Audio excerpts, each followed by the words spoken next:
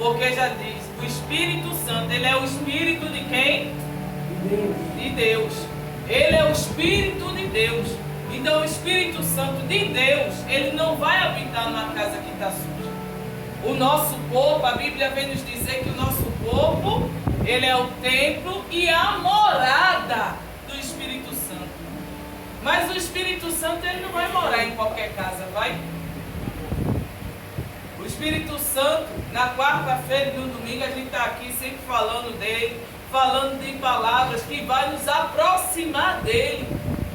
E quando eu e você escuta a palavra para se aproximar dele e a gente não obedece à palavra, então será que ele fica feliz com isso?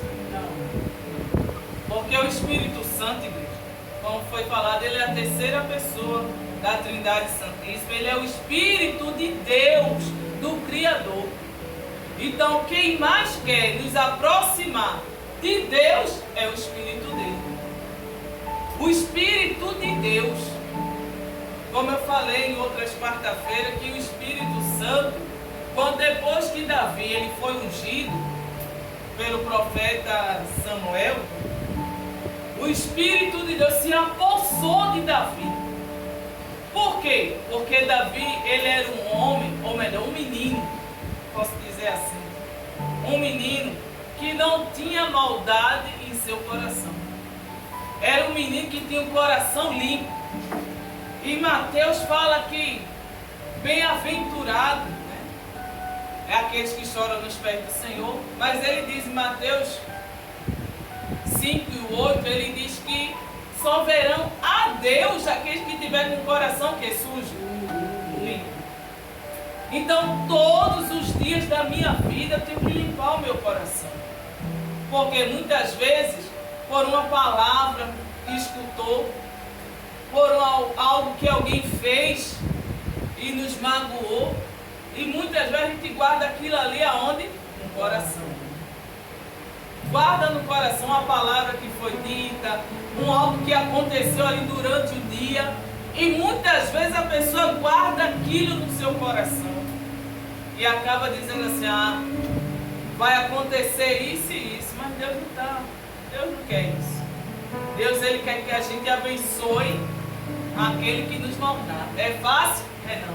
Mas para a gente entrar lá no reino de Deus, é necessário a gente negar a si mesmo. É necessário, como foi falado, muitas vezes é necessário a gente dar até a outra face para bater. É fácil? É não. É fácil pegar a cruz e seguir Jesus? É não. Ele não disse que ia ser fácil, ele disse na palavra dele. Em algum momento o Senhor ele disse que ia ser fácil servir a ele. Não é fácil não, hein? Não é fácil. Mas Deus ele conta com aqueles que ele pode o quê? Confiar. Aqueles que ele está aqui ali, está querendo o quê? Obedecer o quê?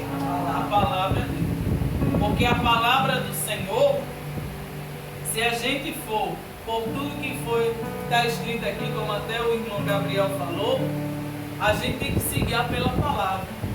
Tudo, de todas as áreas que a gente precisa tem aqui. Tem falando como prosperar, tem falando como vencer na vida espiritual, tem falando como ter um casamento abençoado, tem tudo que eu preciso tem aqui na Bíblia. Tudo que você precisa tem aqui. E o Espírito Santo não é só a terceira pessoa da Trindade. Ele é o Espírito que vai nos trazer o quê? O revestimento. Vai nos trazer o quê? Paz. Vai nos trazer o quê mais? Alegria, confiança.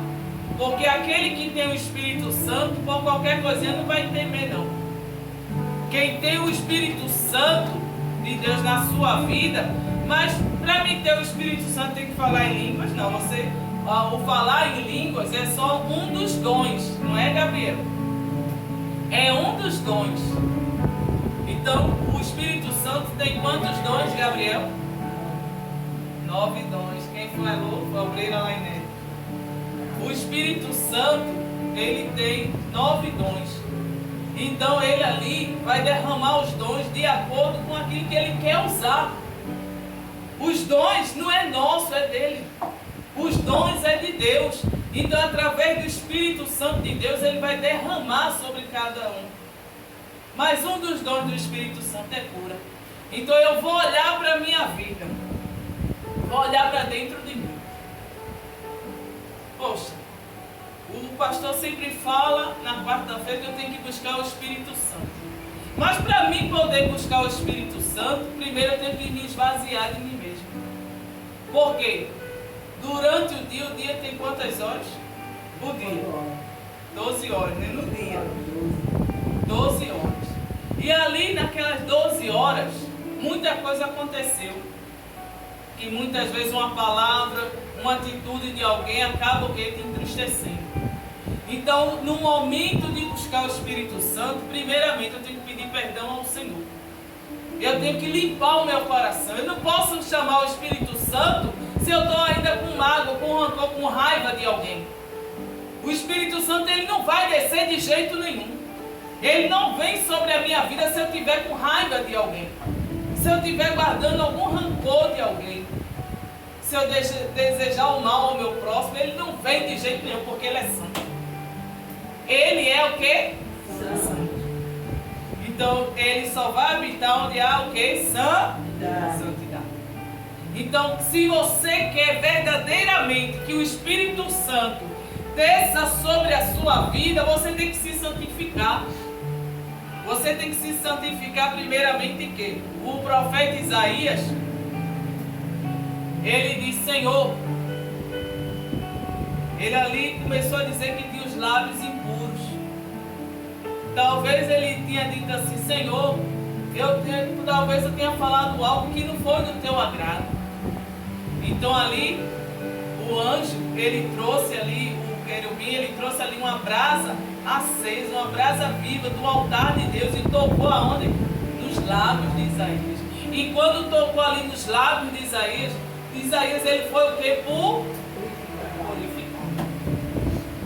Então tem que ter cuidado com aquilo que você está falando. Com aquilo que nós estamos falando. Temos que vigiar. No falar, no andar e nas atitudes. Porque Deus, ele vê tudo. Deus, ele vê tudo. E o diabo também vê. O diabo, ele só não pode sondar o nosso pensamento nem o nosso coração. Mas eu e você temos que fazer o melhor. Não é para o pastor, não é para a pastora, não é para os obreiros, não, é para Deus. Porque quem fica te observando 12 horas ou 24 horas é Deus. Se eu não estou agradando a Deus, porque eu não posso te salvar, eu não posso te curar, eu não posso salvar e libertar a tua família, mas as tuas atitudes, a tua obediência à palavra de Deus pode fazer isso tudo. Porque a Bíblia vem nos dizer que é melhor obedecer do que sacrificar. Não adianta eu jejuar, não adianta eu fazer votos, não adianta eu fazer campanha. Se eu não estiver obedecendo a palavra de Deus, nada disso vai para frente. Primeiro de tudo, qual um dos mandamentos que o Senhor deixou? Honrar pai. Se eu não honro meu pai e minha mãe, como é que Deus vai me honrar? Aí Deus diz assim, eu não posso desejar, assim, eu não posso desejar, tipo assim, o marido ou a esposa do meu próximo. Posso? Não. Porque aí diante de Deus eu estou o quê? Eu posso roubar alguém? Porque diante de Deus eu estou o quê? E se eu roubo a Deus? Não. Um detalhe que Deus falou no meu coração, eu estou dentro da palavra, eu não sei, eu nem abri a palavra ainda. Mas eu estou falando aquilo que Deus manda. Por quê? São pequenos detalhes, irmãos, que a gente tem que se consertar. Não adianta eu estar a falar e você não guardar nada. Porque se a Bíblia diz que aqueles que me amam, eu tenho que guardar a palavra. Porque quando vir o momento da tribulação, eu tenho que ter a palavra para lutar com o diabo. Porque o diabo, ele conhece a palavra. De frente para trás, de trás para frente. Se eu não tiver a palavra, ele me derruba. Quando as enfermidades virem, o Espírito Santo diz, um dos dons do Espírito Santo, que é o quê? Cura. Se eu tenho o Espírito Santo, quando eu começar a clamar, quando eu começar a buscar o Espírito Santo vai vir sobre mim e vai o quê? Me curar. Porque é um dos dons. Então, se o dom do Espírito Santo é cura, é o dom da palavra, eu não sei ler, mas se eu pedir ao Espírito Santo, ele me ensina. Eu não sei, eu não consigo guardar a palavra, mas se eu pedir ao Espírito Santo, ele me ajuda. Porque o Espírito Santo, ele veio para confortar, consolar e nos guiar nesse caminho de trevas. Estamos nos últimos tempos, igreja. Se eu e você não guardar a palavra do Senhor, porque a tentação ela vem, foi falado nessa noite, foi falar que o irmão Gabriel falou, não foi? A tentação ela vem, não vem só para o pastor, para a pastora, para os obreiros, não, vem para todos. Por quê? O diabo, a Bíblia vem nos dizer que o diabo, o nosso adversário, ele está onde? Ao nosso derredor, não é ao nosso redor não, derredor, porque ao nosso redor estão os anjos do Senhor. Mas ao nosso derredor fica o diabo só o quê? Nos observando. Ele não tem poder nenhum para sondar pensamento e coração. Mas ele fica o quê? Nos observando para ver as nossas atitudes, para ver o que a gente fala. Então cuidado, igreja, cuidado.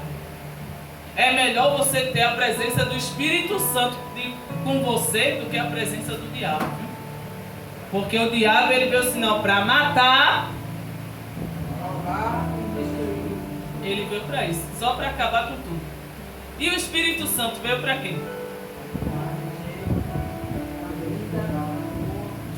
Não, o Espírito Santo, ele veio para quê?